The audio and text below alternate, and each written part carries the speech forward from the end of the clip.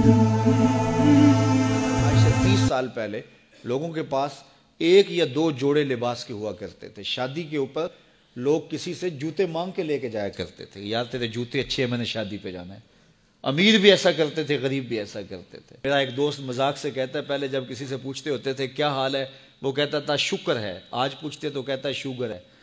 تو بالکل حالات بدل گئے اور ناشکری پیدا ہو گئی ہے، برکت اٹھ گئی ہے، اللہ کی ناراضگی ہو گئی ہے. یہ ناراضگی کیسے ہوتی ہے؟ جب ہم اس کے حکموں کو توڑتے ہیں تو پھر وہ ہماری پرواہ کرنا چھوڑ دیتا ہے.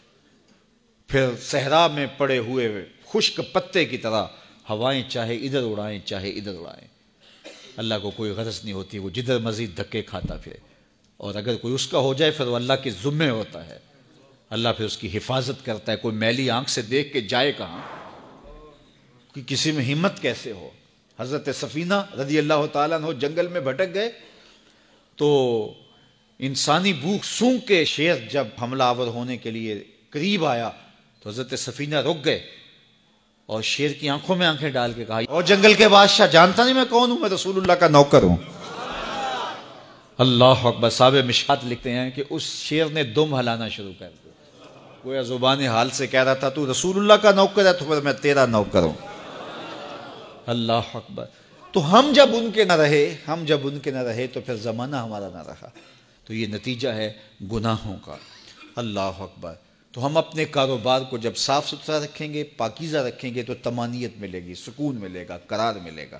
اللہ کے محبوب علیہ السلام کے ایک صحابی گھوڑا فروخت کر رہے ہیں تو ایک صحابی اور آئے تو انہوں نے کہا کہ یہ گھوڑا بیچتے ہو؟ کہا ہاں بیچتا ہوں. کتنے کا؟ کہا 500 درہم کا. تو عرب گھوڑے کے اوپر سواری کر کے چیک کرتے تھے، دیکھتے تھے، ٹرائی لیتے تھے. تو گھوڑے کے اوپر جب ٹرائی لی نا تو واپس آ کے کہا کہ اس کا 600 درہم لوگے؟ اس نے کہا میں تو 500 میں بیچنے آیا ہوں، تو تم 600 دیتے ہو تو بسم اللہ. تو پھر وہ کہنے لگے اچھا 700 لوگے؟ انہوں نے کہا کہ مجھے اور کیا چاہیے. تو کہا نہیں یہ گھوڑا تمہارا تو 800 کا ہے. وہ کہنے لگے ہاں میرا گھوڑا 800 کا ہے. تو کہا پھر 500 کا کیوں بیچ رہے ہو؟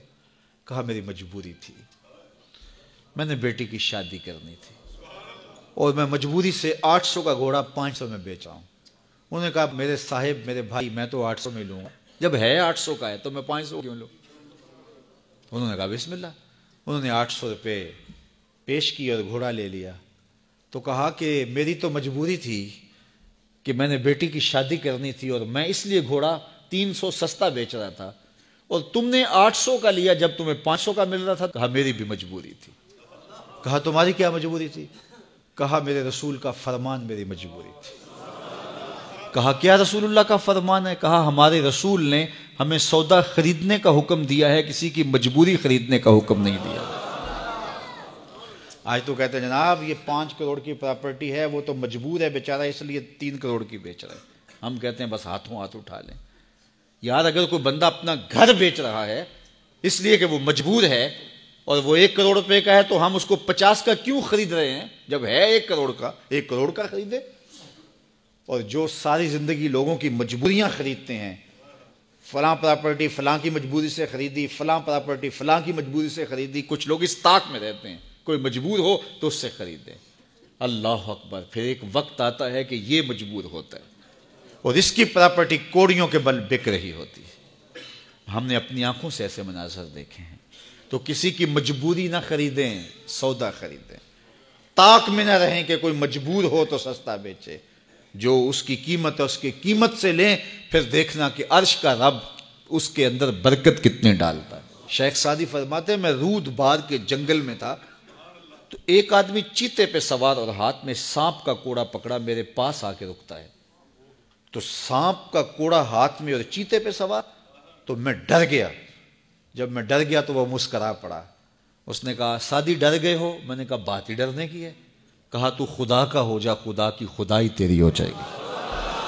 تو اس کا ہو کے تو دیکھ، زمانہ تیرا ہو جائے.